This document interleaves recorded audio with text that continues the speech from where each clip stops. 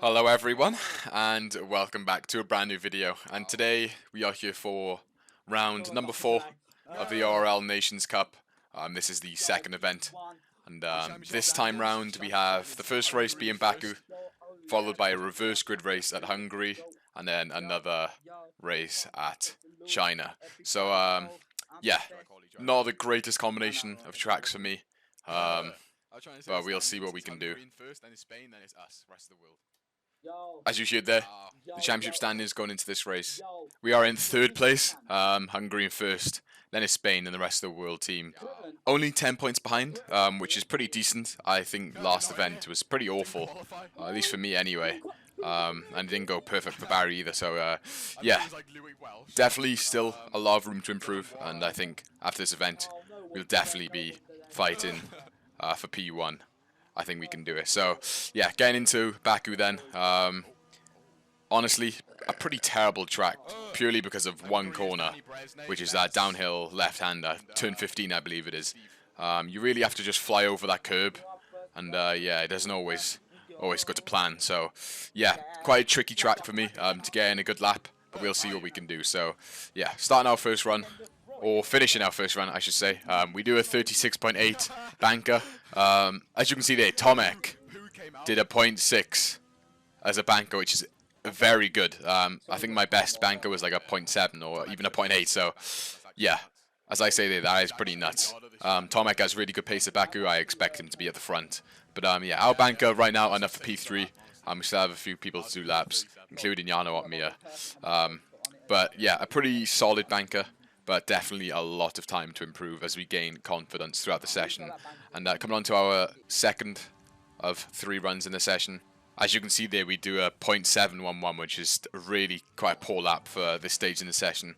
As you can see, I'm not very happy. As I say there, I'm going to go bold trying to get that downhill left-hander properly without crashing into a wall. But yeah, not ideal. But we're still in P4, which isn't that bad actually, considering we're on a 0.7, which is quite a slow lap for this top standard. But yeah, going on to our final run of the session, we really do just have to go for it now. I mean, we're still in P4, but yeah, we want to be doing, you know, a 0.3 would be a good lap. So coming to turn 1, just before the 100-meter board, breaking on the curb, down to third gear, avoid the curb on the left, use all that outside curb. Coming into turn 2, just after the 100-meter board, down to third gear, avoid that inside curb, you don't want to clip that, you'll lose time.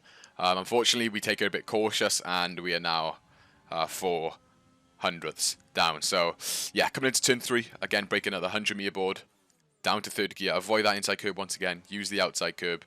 Turn 4, just before the 50-meter board, down to third gear, as close as possible to that inside curb, but don't jump over it. And end in sector 1. Not the worst, but not the best. Second gear through this section of corners, short shift to third for the traction. Into the tight right-hander, starting castle section. Second gear, take as much curb as possible there, but make sure not to corner cut. And now through, oh my god. Yeah, we did just send it through that corner. Fourth gear through here. And not great. We should be well over a 10.5 up by now. So not a perfect middle sector, but we still have this corner to improve on. The dreaded downhill left, which we get pretty much perfectly. And that has saved our lap into the final proper corner, down to third gear. Take as much curb as possible on the outside. And, well, now a very long run down to the line. This lap should be near the front. We're in P6 right now. And as we cross the line, it's pole position. Provisional P1. Provisional. Who's still on that? It's Paul. So we are on pole then with a 36.421. Tomek P2, Jano P3. To be honest, the lap times were quite slow. I was expecting someone to do a 0.2 or like a high 0.2, low 0.3. But yeah, I guess everyone was taking it cautious. Very easy to bottle, especially that downhill left-hander. So yeah, we managed to get pole. We pull it out the bag when it matters. And yeah, we're in a very good position for the race now. So a short run down to turn 1. So should be pretty easy to maintain the lead as long as we don't get an awful start. So round number 4 of the ORL Nations Cup.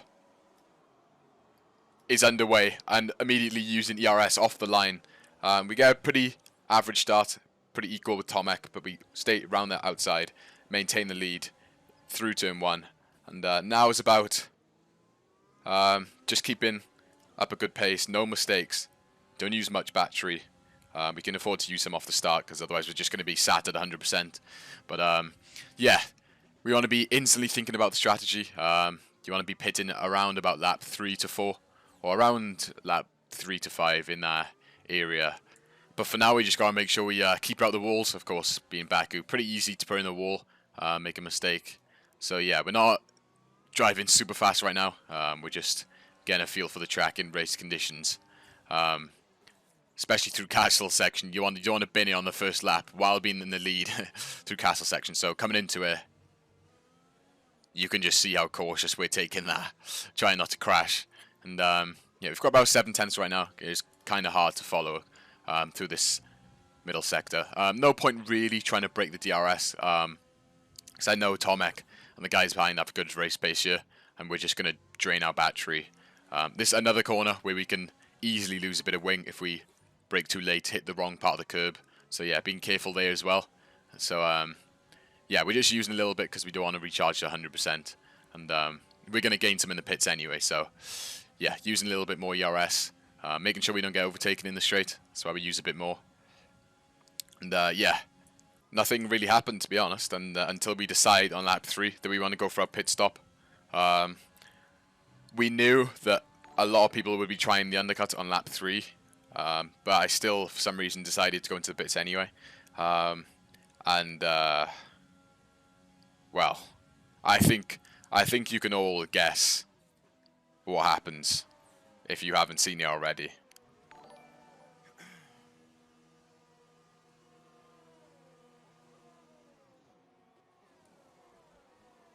And that's extremely bad.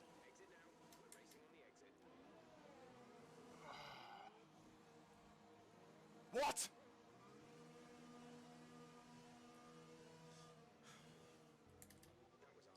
So we have been jumped by 2 cars in the pits, majorly held up, and that is race over.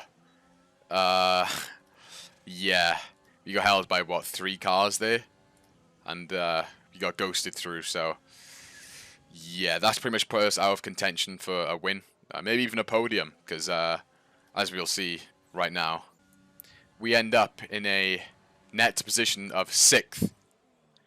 Yeah, after pit stops, we have gone from 1st to 6th in this race.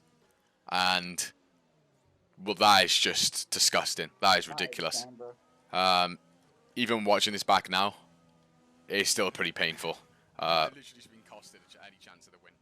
When the money's on the line, the difference between 1st and 6th is massive, all through pit stops.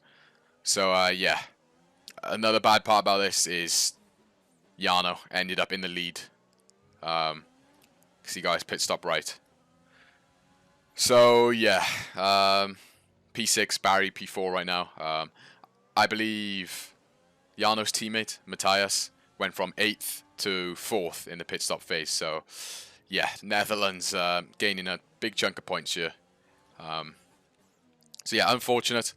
But, yeah, it happens. Even though it probably shouldn't. So, moving on then. There's not much we can really do from this point. Obviously being in this DRS train. But I do notice at some point that we have more ERS than Antoine. So, we keep saving until lap 11, start of lap 12, where we decide to go for the move. As you can see, we have more ERS, so we're able to pull alongside. He is going to stay on the inside. And we're going to brake a little bit early. Antoine's still around the outside. We're not going to give up the position yet. Using all of our ERS, we're going to dive it up the inside, making sure to leave him space. Quite a tight corner. And we get some wheel spin on the exit. And Antoine gets back through. We probably could have been a little bit more aggressive there, but it's Antoine. We don't want to just put him in a wall or something. We know he's a clean driver, so yeah, leaving him space there. Some good racing, and he maintains the position. And unfortunately, we get no other opportunities. Of course, very unfortunate. If we pit lap 4 or lap 5 even, I think we would have had a good chance of this win, or at least, at very least, a podium. position. So yeah, still not awful points. Barry ended up getting P3, but obviously with that Odmir win, Matthias in fourth, Netherlands scoring big points, and they've probably jumped us in the championship. But I guess the one kind of good thing about being in sixth is that we'll have a small advantage of being ahead in the reverse grid race. So yeah, we need to try and get some good points there and hope that Netherlands don't score very many points there. So yeah, that's it for today, boys. Bit of a short one, but nothing really happened, of course, in these 25% races. But hope you all enjoyed. Thank you for watching. Next round is Hungary for the reverse grid race. So I'll see you then.